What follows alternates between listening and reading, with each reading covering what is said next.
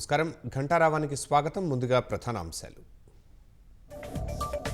నేరం చేసిన వారికి 100 రోజుల్లోగా శిక్ష పడాలన్న హోంమంత్రి. అత్యాచారాల కట్టడికి ప్రభుత్వం కంకణం కట్టుకుందని స్పష్టీకరణ. ఉదయం 7 గంటల నుంచి కొనసాగుతున్న పింఛన్ల పంపిణీ. ఇంటింటికి వెళ్లి అందజేస్తున్న సచివాలయ సిబ్బంది.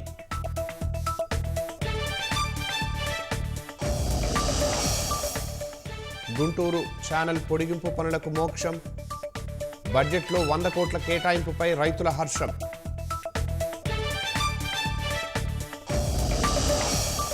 పార్వతీపురం జిల్లా పూతిక వలసలో ఏనుగుల బీభత్సం. పుచ్చ తోటలు ధ్వంసం. భారీగా నష్టపోయామని రైతుల ఆవేదన. ట్రంప్నకు క్షమాపణ చెప్పాల్సిన అవసరం లేదన్న జెలెన్స్కీ. తాను తప్పు చేశానని అనుకోవడం లేదని వ్యాఖ్య.